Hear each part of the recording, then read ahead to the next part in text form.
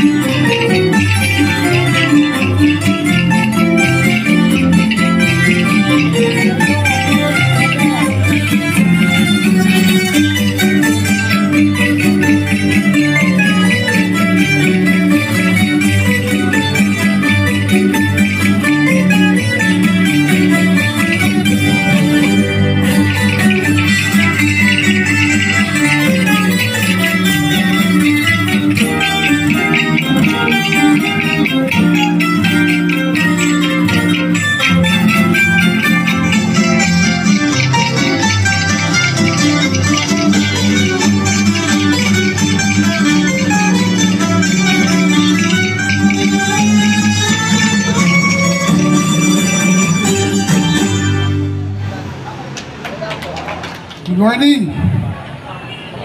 Sa mga namupuno mo ng SM, magandang umaga po sa inyo. Kasama ko si Consihal Jojo Huta at ang ating mga Boy Scout, Girl Scout.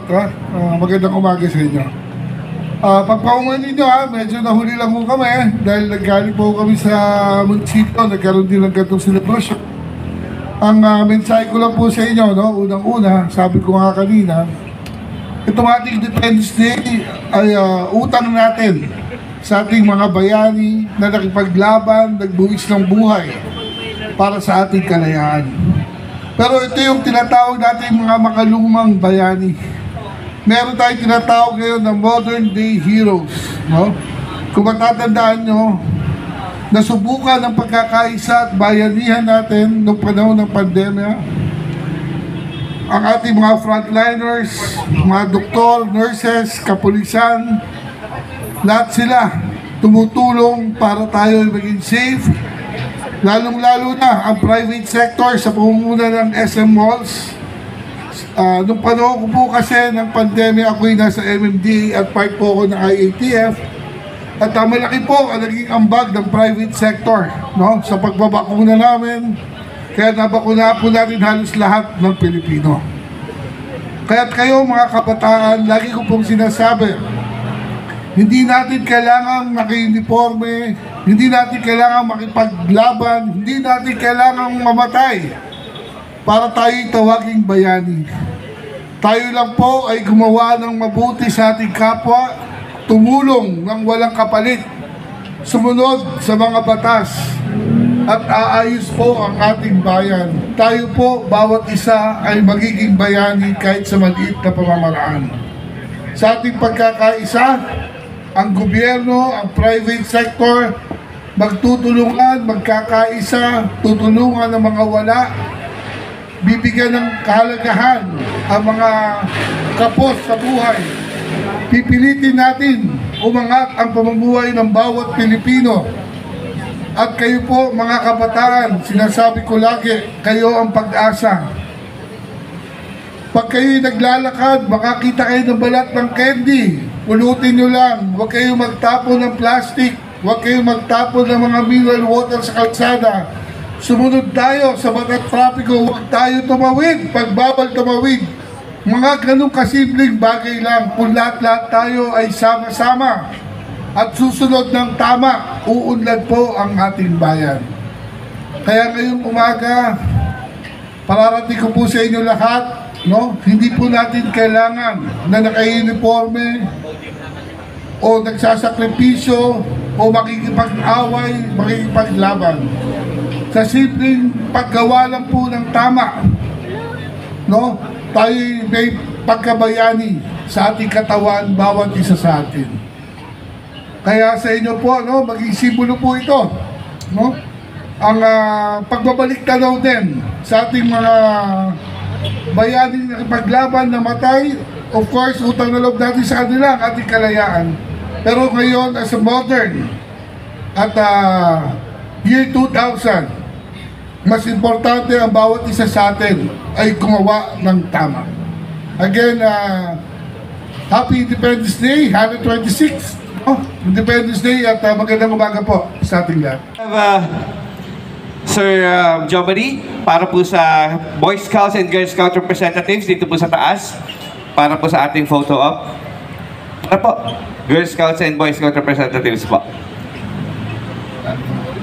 Para po madami po tayo dito sa stage. And Boy Scouts representatives, and po kumakay sa harapan niya. Sa pagdiriwang ng SM City San Mateo para sa Independence Day or 120th Independence Day celebration. Pagkatapos po, magkakaroon naman po tayo ng paglulunsad ng ating job fair sa loob po ng mall. Ito po ay pangunahan muli ng SM City San Mateo kasama ang ating local peso office at iba't iba pang sangay ng ating pamahalaang lungsod. Muli, ang pamahalaang bayan. Muli po, maraming salamat sa pagdalo. Good morning, everyone!